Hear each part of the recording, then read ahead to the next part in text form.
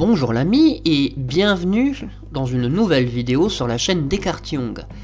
Et non, comme tu peux le remarquer, ce n'est toujours pas une vidéo sur les anciens. Alors je sais, je l'ai promis la vidéo sur les anciens, et je fais cette petite update en partie aussi pour expliquer pourquoi elle n'est toujours pas arrivée. J'ai commencé à l'écrire, pour être complètement honnête avec vous, mais, comment dire, dans la vidéo que j'avais fait en digression, qui était la digression numéro 4, il me semble, je vérifie vite fait. Oui, c'est ça, la digression 4 dans la vidéo aux origines de la violence, d'où vient la violence humaine. J'avais apporté une petite information comme ça, en vite fait, comme quoi la femme qui occupe mon cœur avait connu une agression au mois de juin. Et en fait, ce qui se passe, c'est que le procès va bientôt commencer. Disons que l'enquête est entrée dans une phase accélérée et que ça a pris un peu de temps. Ça a pris un peu de mon temps ces derniers jours. Du coup, j'ai pas forcément eu le temps de me pencher de manière intelligente sur le cas des anciens. Et surtout, le peu que j'ai fait, je l'ai pas forcément fait avec un état d'esprit qui soit constructif. Faut dire, quand on lit voilà, les écrits qui sont faits pour les anciens, il y a des moments, c'est difficile de rester objectif par rapport à ce qu'on peut lire, par exemple dans leur manuel. Parce que je voulais relire leur manuel en entier avant d'écrire la vidéo, et bon, j'étais pas dans une bonne ambiance, on va dire, pour le faire sereinement. Parce que quand on lit par exemple dans les passages sur nomination et radiation d'anciens ou d'assistants, et qu'on va lire un truc du genre, donc paragraphe 25, le frère a commis il y a plusieurs années une transgression passible de l'excommunication, et l'affaire n'a jamais été traitée. Le collège des anciens estimera peut-être que ce frère peut garder sa fonction aux conditions suivantes. Cet acte d'immoralité ou autre faute grave remonte à plus de quelques années, et le frère manifeste un repentir sincère, reconnaissant qu'il aurait dû faire immédiatement la démarche d'avouer son péché. Il assume fidèlement ses responsabilités depuis de nombreuses années, il semble bénéficier de la bénédiction de Jéhovah, et l'Assemblée lui accorde son respect. Bon, quand on n'est pas dans un bon moment, quand on n'est pas dans un moment serein et qu'on lit ce genre de paragraphe, vous comprendrez que l'écriture devient très vite acerbe, et donc que ça apporte rien en fait au schmilblick, si ce n'est que, bah voilà, je tombe dans les mêmes travers que ceux que je reproche aux anciens, c'est-à-dire critiquer pour critiquer, chercher la petite bête. Bref, je laisse lever en moi le levain des pharisiens, pour reprendre une expression purement biblique. Bref, j'étais dans un état d'esprit qui n'était pas celui de comprendre comment on en arrive là, quel mécanisme emporte le groupe vers ce genre d'écrits et d'attitudes, mais dans une critique pure et simple. Par contre, j'avoue quand même avoir découvert des choses, en particulier l'existence d'un livre que je ne connaissais pas qui s'appelle Directive pour la correspondance, qui est un livre dont dispose la filiale et qui leur permet de répondre très rapidement aux questions que peuvent leur demander les collèges des anciens.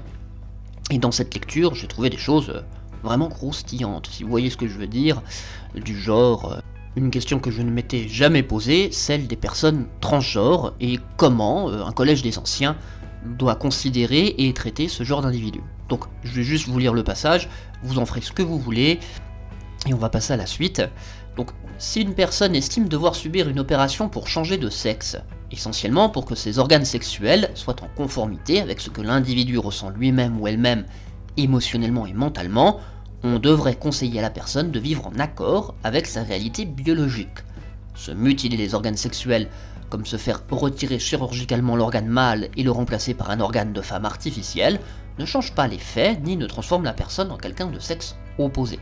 Si quelqu'un de ce genre désire être baptisé et qu'il a déjà subi une opération mutilante de ce genre, on s'attend à ce que l'individu prenne sa place dans la vie en accord avec sa nature biologique et non pas selon ce que la personne est devenue depuis sa mutilation. Cela peut même exiger qu'une telle personne quitte un conjoint avec qui elle était mariée, puisque le mutilé est réellement du même sexe que le conjoint. Un individu qui s'habille avec des vêtements du sexe opposé en pratiquant le travestissement doit être aidé à voir que cela est bibliquement condamné parce que cela est lié à l'homosexualité. C'est un problème de moralité qu'il faut mettre en relief pour ceux qui ont besoin de vigoureux conseils. Si la conduite d'une telle personne revêt un aspect choquant en raison d'une exposition publique, cela peut suffire pour qu'elle soit excommuniée, car un tel comportement est considéré comme étant une conduite effrontée et déréglée. Des questions que je ne m'étais jamais posées, mais quand on y réfléchit, oui, il est logique que des collèges d'anciens aient été confrontés à ce genre de questionnement. Donc, la vidéo sur les anciens, on va attendre encore un petit peu, même si je pense sincèrement que je vais intégrer ce que j'ai déjà écrit, mais en le remettant en contexte et en expliquant, voilà, globalement que c'est pas comme ça qu'il faut aborder la situation. Mais du coup, je suis un peu en cours de contenu, parce que je me suis promis à moi-même que j'essaierai d'être régulier dans les vidéos. C'est une promesse que je ne vous ai pas faite, mais que j'ai fait à moi-même, et donc il faut quand même que je la tienne, par mesure d'autodiscipline, et aussi parce que l'algorithme YouTube, il aime bien quand il y a du contenu qui est régulier, parce qu'il a l'impression que les choses sont importantes quand le contenu il est régulier. Donc on va faire quelque chose que je n'ai jamais fait, qui est une petite vidéo un peu pépère, mais qui va me permettre de parler d'un sujet que je trouve important, qui va être aussi teasing pour des vidéos qui auront lieu plus tard, sur la traduction du monde nouveau. Et pour cela, il va falloir que je vous pose un peu de contexte. Et la première chose à dire, c'est le jour auquel j'enregistre cette vidéo. Je l'enregistre le 27 mars 2021, et il est 14h17 au moment où je vous parle. C'est-à-dire que je l'enregistre le jour de la commémoration. Et si je précise ça, c'est parce que cette semaine, commémoration entre guillemets oblige, j'ai eu contact avec des gens de ma famille. Des gens de ma famille qui ont donc repris contact, en partie, voilà, pour me rappeler l'importance du sacrifice du Christ, et aussi parce que, voilà, dans la famille, il y a eu un décès il y a peu de temps, à côté de la famille qui n'est pas témoin de Jéhovah, mais ceux qui sont encore témoins de Jéhovah, voulaient discuter aussi du salut qui serait le mien par le Christ, mais le Christ à travers l'organisation des témoins de Jéhovah. Et donc, la discussion a très vite tourné par rapport à la Bible. Et une des choses, donc, on va tout de suite mettre le haut là, ce ne sera pas un compte-rendu complet et détaillé de la discussion, tout simplement parce que il aurait fallu que je l'enregistre pour faire ça. Donc, fatalement, je vais... Parce que c'est comme ça que fonctionne l'esprit humain, lorsqu'on re-raconte un événement, si on ne l'a pas enregistré immédiatement, il est plus que raconté, il est re-raconté, il est réinterprété. Donc je vais essayer de réinterpréter cet événement, mais en restant le plus juste possible. On va faire un débrief ensemble, parce que nous avons parlé d'une chose importante, me semble-t-il, qui est de la traduction de la Bible. Et de la traduction de la Bible des témoins de Jéhovah est-elle fiable? Sujet intéressant, et si je faisais des vidéos qualitatives, c'est maintenant que je mettrais un générique. Alors, la discussion, elle a commencé très simplement. Mon interlocuteur, déjà, voilà, s'est montré très amical, et j'ai bien compris, je vais pas là non plus pour cracher dans la soupe, que c'était par intérêt et par amour qu'il a voulu me communiquer ce message, parce que globalement, la manière dont la discussion a commencé, c'est que voilà, on s'approche du mémorial, moment pour les témoins de Jéhovah très important afin de commémorer la mort du Christ, et qui est pour eux, en tout cas dans leur rhétorique, le moment idéal pour se souvenir de sa mort et de sa résurrection, et de l'impact que ça a pour l'humanité, c'est-à-dire la promesse d'un salut futur. Et donc, il me rappelait ceci en me disant, souviens-toi de ça, reviens dans le giron de l'organisation, parce que à travers elle se fera ton salut, puisque c'est chez nous que tu as appris la Bible, et c'est chez nous que tu pourras te rapprocher de Dieu, et donc maintenir, gagner même, ta vie éternelle, d'autant plus que nous sommes manifestement dans les temps de la fin, comme le montrent encore les informations avec cette pandémie. temps de grande peste, cette tension internationale qui grimpe, bref, tous les signes que l'on donne habituellement pour dire voilà, la fin du monde est proche, tout le monde va devoir rendre des comptes à Dieu bientôt, reviens dans la vraie foi, et alors tu seras sauvé. Je suis sûr que vous avez tous eu ce genre de discussion, plus ou moins gênante selon l'interlocuteur avec lequel vous êtes et la manière dont il vous le présente, et soyons honnêtes, sur le coup j'ai été pris de court, parce que c'est venu vraiment comme un cheveu sur la soupe, si je puis dire. La discussion ne portait pas du tout là-dessus à la base, elle portait simplement sur la nature du deuil d'une autre personne de la famille qui n'avait rien à voir, en tout cas, telle que la discussion avait commencé, avec tout ce qui va venir après. Et quand on m'a sorti ça, c'est là que je me rends compte d'une chose, mais d'une chose, je pense, qui est très importante, que vous-même ayez conscience vis-à-vis de mes propres discours. Vous avez sûrement déjà lu dans vos études de la Bible, en tout cas, moi ça m'avait marqué à une époque, que Paul était souvent accusé de manquer d'éloquence. C'est ce qu'on trouve en 2 Corinthiens, chapitre 10, verset 10, on dit en effet, ses lettres ont du poids et de la force, mais quand il est là, il n'a rien d'impressionnant et sa parole est méprisable. Et Paul s'en défend bien souvent. Moi, je m'en défendrai pas. Oui, quand je prends le temps de préparer et d'écrire, ok, ça je maîtrise. Mais quand on me prend par surprise comme ça, oui, très sincèrement, je manque d'éloquence. Parce que j'ai un tas de choses qui me passent par la tête, et je ne sais pas les organiser immédiatement, et donc ressortir de manière du tac au tac un argument efficace. Et donc il m'a pris de court sur le coup là. Et ma défense a été plutôt pathétique, mais c'est elle finalement qui va amener à une discussion qui valait le coup. Ma défense a été de dire « Où veux-tu en venir? Quel salut me proposes-tu » Et donc j'imagine que vous avez tout de suite la réponse instantanée du témoin de Jéhovah qui a bien compilé sa littérature, avec la promesse de la vie éternelle sur terre et tout ça, quoi. Et donc, une fois qu'il m'a sorti la vie sur terre, la résurrection et la vie éternelle sur terre, ma défense, peut-être maladroite, à vous de me le dire en commentaire, a été « mais comment sais-tu que la terre, c'est la terre ?» Avec comme point pour appuyer ça, l'argument suivant. Aujourd'hui, quand on lit la Bible, on la lit avec l'intelligence et les connaissances qui sont celles d'hommes et de femmes occidentaux du XXIe siècle. Et donc, à travers notre vie, notre expérience, dans notre culture, on s'est bâti une sorte, personnellement, d'encyclopédie des savoirs sur lequel on va piocher pour interpréter tout ce qui nous arrive. Or, quand les textes ont été écrits, les gens qui l'ont écrit avaient une encyclopédie des savoirs et des connaissances et des inférences et tout ça qui étaient différents.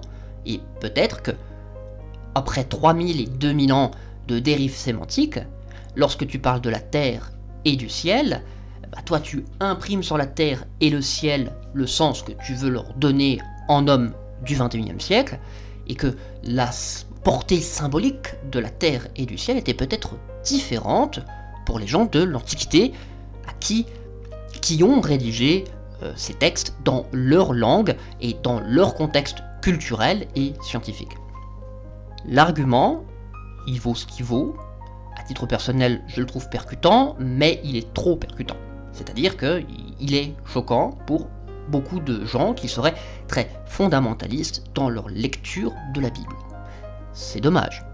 C'est vraiment dommage, parce que ce que j'ai dit n'avait rien de blasphématoire, me semble-t-il. C'est juste que tout acte de communication, y compris la communication de Dieu dans les Écritures, ne peut véhiculer du sens que dans une langue et un contexte historique et culturel particulier. Une communication efficace, ça nécessite un ensemble de mots, de termes et d'idées, et ça, c'est censé supporter, c'est supporté par un terrain d'entente commun. Pour l'orateur, souvent, ça exige des accommodements avec le public en utilisant des mots et des idées qu'il comprendra. Et pour le public, s'il n'est pas natif de la langue et de la matrice culturelle du locuteur, cela signifie que parvenir à un terrain d'entente peut nécessiter de rechercher des informations ou des explications supplémentaires qui vont au-delà de son premier réflexe interprétatif. En d'autres termes, le public doit s'adapter à une nouvelle culture inconnue. Je suis sûr que vous avez tous fait cette expérience, ne serait-ce qu'en allant dans un pays étranger. Eh ben, quand on aborde la Bible, c'est un peu comme si on allait visiter un pays étranger, et il faudrait le traiter comme tel. Ça ne diminue pas sa capacité à nous parler. Bien au contraire, je pense même que ça augmente la capacité de la Bible à nous communiquer des choses auxquelles nous n'aurions jamais pensé avant. Sauf que là, là je vous l'explique à tête reposée, 2-3 jours après l'événement, mais sur le coup, j'ai un peu ramé pour pouvoir expliquer ce point pourtant très simple. Et donc après cette petite passe de mots, mon interlocuteur était tout aussi désarmé que je l'étais, parce que pour le coup, c'est moi là qui l'avais pris de court.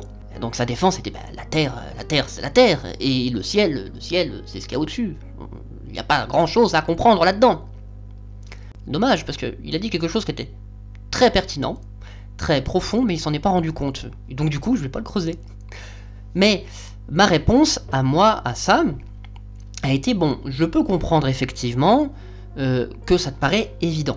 Alors dans ce cas-là, avec les définitions évidentes et avec tout le support des outils d'étude que la Watchtower te fournit, peux-tu m'expliquer comment tes définitions de la Terre et du ciel rentrent dans le passage biblique suivant?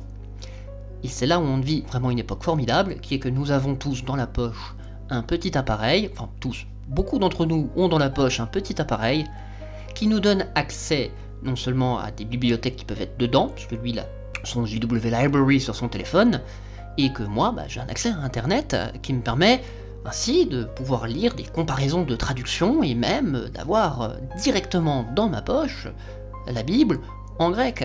Et le passage que je vais demander, c'est celui-ci. C'est Éphésiens chapitre 1, versets 8 à 11. Je vais vous le lire avec la traduction du Monde Nouveau et ensuite on va le comparer.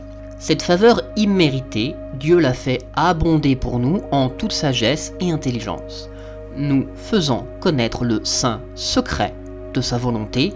Celui-ci est conforme à son bon plaisir par lequel il a décidé d'établir une administration au terme des temps fixés pour réunir toutes choses dans le Christ, les choses qui sont dans le ciel et les choses qui sont sur la terre, oui, dans le Christ, avec qui nous sommes en union et désignés comme héritiers, ayant été destinés d'avance selon le projet de celui qui accomplit toutes choses comme il le décide selon sa volonté. Et donc, je lui ai fait noter une chose. Ici, nous avons quelque chose de très important, qui est que nous avons un saint secret. Verset 9. La plupart des traductions disent même que c'est le mystère du Christ. Parce que c'est vraiment le mot qui est utilisé en grec, c'est mysterion. Donc c'est la chose cachée, le mystère, la volonté secrète, qui est aussi le même mot que pour désigner les cultes à mystère. Donc on est face à quelque chose où il faut déjà avoir un certain niveau, entre guillemets, d'initiation, mais on va dire de connaissance. Il faut être au-delà de la nourriture par le lait, il faut déjà manger de la nourriture solide pour comprendre ce qui va être dit après. Par exemple, la nouvelle édition de Genève traduit le verset 9 par « Il nous a fait connaître le mystère de sa volonté ». Ce qui est dit après n'est donc pas une information anecdotique, c'est capital, c'est le but de toute la Bible et le secret de la venue de Jésus. Comment comprends-tu, dans le verset 10, que Dieu, au terme des temps fixés, par son administration, pour réunir toutes choses dans le Christ, les choses qui sont dans le ciel et les choses qui sont sur la terre, oui, dans le Christ. Donc comment, mon ami, le ciel et la terre sont-ils réunis dans le Christ? Vous avez 3 heures. Donc il dégaine son appareil et il va me sortir tout simplement la première référence qu'il va trouver, donc qui est celle de la tour de garde du 15 octobre 2009, page 26 à 28, le saint secret du dessein de Dieu. Dieu n'a pas révélé tout de suite comment il allait réparer le mal causé par Satan, c'était un saint secret. Ce n'est que plus tard, lorsque la congrégation chrétienne a été fondée, que Jéhovah a précisé comment il allait réaliser son dessein originel à l'égard des humains et de la terre. Au terme des temps fixés, expliquait Paul, Dieu a mis en œuvre une administration, un ensemble de dispositions qui permettrait de réunir toutes ces créatures intelligentes. Et donc, moi je lui ai dit, tiens, c'est intéressant ça, parce que la traduction du Monde Nouveau, elle fait tout passer par une administration, donc par un gouvernement, hein, idée très moderne, très bureaucratique, du rôle de Jésus. On est tous réunis sous une administration, tout comme tous les Français sont unis sous un gouvernement, quel qu'il soit. Et donc, je lui ai juste fait comparer avec d'autres traductions de la Bible, tout simplement. On va prendre par exemple la nouvelle traduction Second, hein, donc nouvelle édition, non pas la nouvelle traduction Second, la nouvelle édition de Genève, donc verset 10, pour les mettre à exécution, lorsque les temps seraient accomplis, de réunir toutes choses en Christ, celles qui sont dans les cieux et celles qui sont sur la terre. Mais on pourrait comparer avec d'autres. Par exemple, Lagler et Vigouroux en 1902 traduisaient dans la dispensation de la plénitude des temps de réunir toutes choses dans le Christ, soit celles qui sont dans le ciel, soit celles qui sont sur la terre, en lui-même. On pourrait voir la Louis II, hein, pour le mettre à exécution, lorsque les temps seraient accomplis de réunir toutes choses en Christ, celles qui sont dans les cieux et celles qui sont sur la terre. On pourrait prendre la Crampon pour le réaliser lorsque la plénitude des temps serait accomplie, à savoir de réunir toutes choses en Jésus-Christ, celles qui sont dans les cieux et celles qui sont sur la terre. On pourrait prendre la Bible d'André Chouraki. Il doit administrer la plénitude des temps. Ah, on a un retour de l'administration. Tout doit être mis en tête, dans le Messie, ceux qui sont dans les ciels et sur la terre sous lui. La Seconde 21, pour le mettre à exécution, lorsque le moment sera vraiment venu, à savoir de tout réunir sous l'autorité du Messie, aussi bien ce qui est dans le ciel que ce qui est sur la terre. Et on pourrait continuer ainsi. Et je lui ai donc posé une question. Voilà, cette notion d'administration, manifestement, elle ne semble pas universelle pour tous les traducteurs. Est-ce que tu sais pourquoi? Alors, vous imaginez sa réponse? Non. Et il a beau chercher, il ne trouve pas. La réponse, elle est que dans le texte grec, l'administration, que la note d'ailleurs de la traduction du Monde Nouveau nous dit, ou d'administrer les choses, ce qui n'est pas faux, puisqu'on a vu que quelques traductions ont une vision à peu près similaire, c'est tout simplement oikonomia. Et oikonomia, c'est quoi? C'est le fait d'avoir une charge, c'est le fait d'avoir un emploi, c'est le fait de mettre à exécution une tâche. On n'est pas dans l'administration autant au sens bureaucratique, qui gère et compagnie. Et effectivement, ça vient de oikonomos, qui donne économie en français. Donc plus que du politique, on serait sur de l'économie, mais oikonomos, c'est la gestion de la maison. Donc c'est l'administrateur, oui, mais c'est surtout le trésorier, c'est le dispensateur. Dispensateur, je pense que c'est ça qui serait la meilleure traduction en français. Donc le saint secret, conforme au bon plaisir de Dieu, c'est que il va exécuter le fait, l'action, qui va mettre à exécution, dont l'emploi à la fin des temps est de réunir toutes choses dans le Christ, c'est ça la mission. Et du coup, on n'est pas sur une vision bureaucratique du texte, manifestement, et personne, à part les témoins de Jéhovah, ne tombe dans cette notion, pas même Chouraki, puisque Chouraki, l'administration chez lui, il a une vision très sémitique, donc c'est l'administration, dans le sens je gère la maison, quoi. Et réunir, qu'est-ce que ça veut dire réunir? Parce que ce que nous a donné la Watchtower, ça nous a pas donné grand-chose, puisque l'administratif, c'est pas exactement ça, réunir, ça veut dire quoi? Donc il regarde vite fait, il trouve dans Études perspicaces des Écritures volume 2, le Saint secret.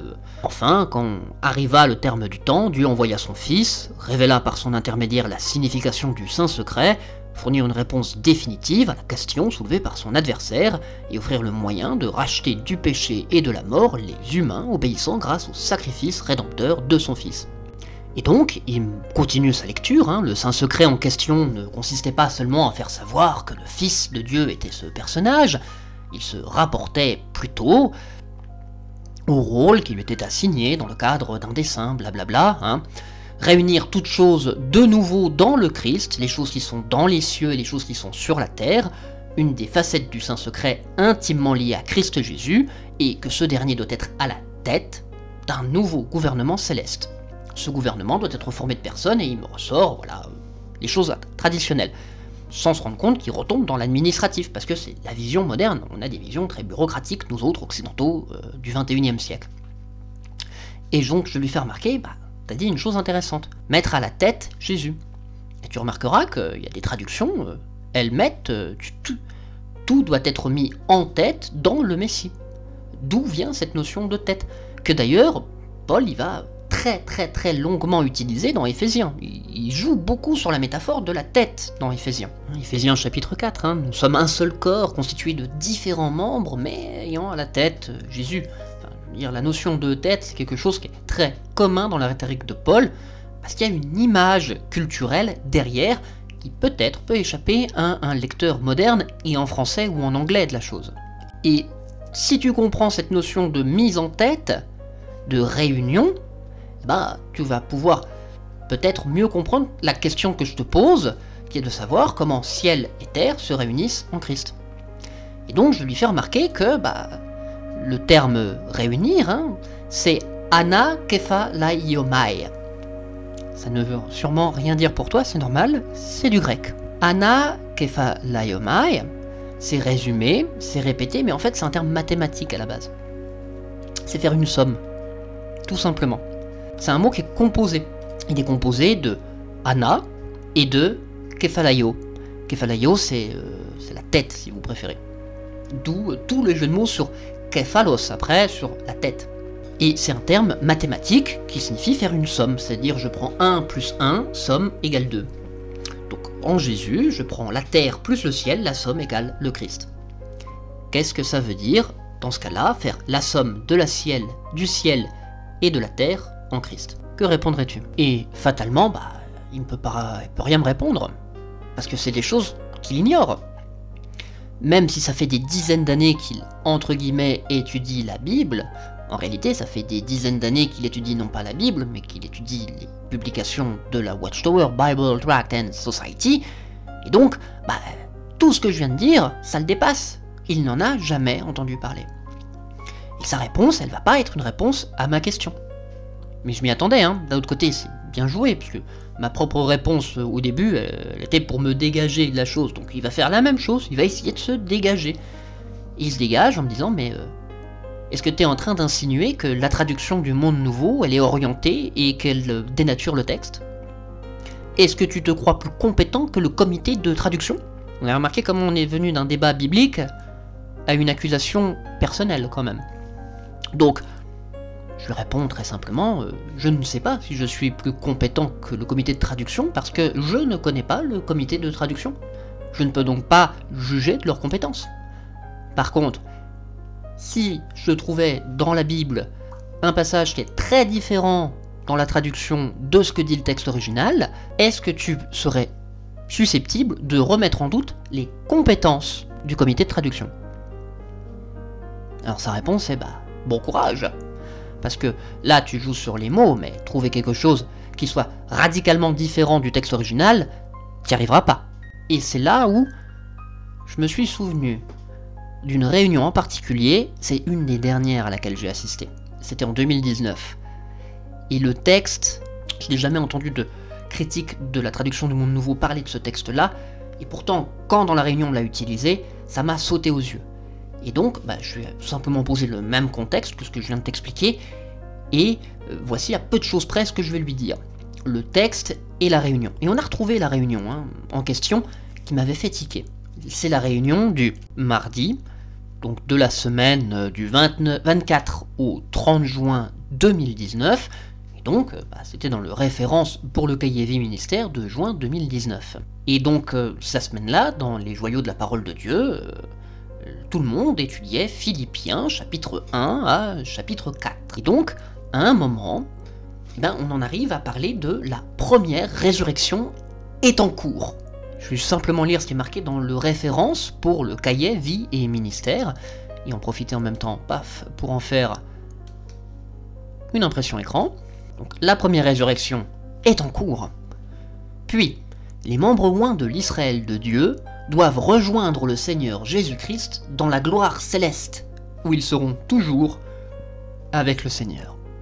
Cet événement est appelé la résurrection, qui aura lieu de bonne heure, ou la première résurrection, Philippiens, chapitre 3, versets 10 à 11. Lorsque cette résurrection sera accomplie, le temps sera venu pour des millions de morts d'être ressuscités sur la terre, avec la perspective d'obtenir la vie éternelle dans le paradis. Ainsi donc que notre espérance soit céleste ou terrestre, la première résurrection nous intéresse de près. De quel genre de résurrection s'agit-elle et quand a-t-elle lieu? Et donc, je lui fais reprendre le passage dans sa propre Bible, donc Philippiens, chapitre 3, versets 10 et 11. Donc, le passage est très court, Mon but est de le connaître, lui et la puissance de sa résurrection, et de participer à ses souffrances en acceptant de subir une mort semblable à la sienne, pour voir si je peux d'une manière ou d'une autre parvenir à la résurrection d'entre les morts qui aura lieu de bonne heure. Et je lui dis voilà, manifestement vous interprétez ça comme étant une résurrection en deux temps, une résurrection de bonne heure, la première, et puis il y a une autre résurrection après. Alors il me dit bah bien sûr, c'est clair. C'est clair. Et je lui dis bah non, c'est pas clair. Qui aura lieu de bonne heure, ça vient d'où? Donc Pauline fait bah si c'est marqué dans le texte, c'est que c'est marqué dans la Bible, le texte que Paul a écrit. D'accord. Donc cette fin qui justifie l'existence de deux résurrections, c'est-à-dire toute l'argumentation sur l'existence de deux résurrections dans le paragraphe qu'on vient de lire repose sur le fait qu'il y a une résurrection des morts qui aura lieu de bonne heure. Eh bien, cette phrase n'existe pas dans d'autres traductions de la Bible. Si je prends la seconde 21 par exemple, je vais lire « pour parvenir d'une manière ou d'une autre à la résurrection des morts ». Point barre. Si je prends la traduction œcuménique de la Bible, je vais lire « afin de parvenir, s'il est possible, à la résurrection d'entre les morts ». Point barre. Si je prends la Darby, qui est quand même réputée pour sa littéralité, je vais lire « si en quelque manière que ce soit je puis parvenir à la résurrection d'entre les morts », il n'y a rien d'autre derrière. La Crampon, pour parvenir, si je le puis, à la résurrection des morts. Aucune traduction ne me met cette précision de qui aura lieu de bonne heure. Et aucune ne le fait tout simplement parce que cette précision n'existe pas dans les textes originaux qui nous sont parvenus. Et donc là, je lui sors voilà, un petit texte avec une page en grec et la traduction en face, et je lui montre que la phrase, ça n'existe pas dessus. Tout ce qu'on peut lire, c'est Ei pos katentiso eistin exanastasin tin ek necron. À aucun moment, il nous est dit qu'il y a une résurrection de bonne heure, malgré tout ce que pourra prétendre l'organisation des témoins de Jéhovah. La seule Bible, et je lui dis ça m'avait tellement marqué que j'avais fait la recherche, la seule Bible, toute langue confondue, qui apporte aussi cette précision, eh bien, c'est la Emphasized Bible du traducteur J.B. Rotherham, donc la Bible emphatique, qui, comme son nom l'indique, use de la méthode emphatique pour faire ressortir les idées. Et effectivement, là, je me retrouve avec une traduction qui ressemble à la traduction du Monde Nouveau. If by any means I may advance to the earlier resurrection, which is from among the dead. Mais qu'est-ce que l'emphase, qui est la base de cette traduction? Eh bien, l'emphase est un procédé d'insistance pour mettre en relief une idée. Ici, earliest, mettant en avant le fait que Paul est pressé de connaître la résurrection, pas pressé au sens aller de bonheur, earliest, mais dans l'autre sens, dans le sens au plus vite, au plus tôt, ce que laisse penser toute la rhétorique du chapitre et également la grammaire du texte.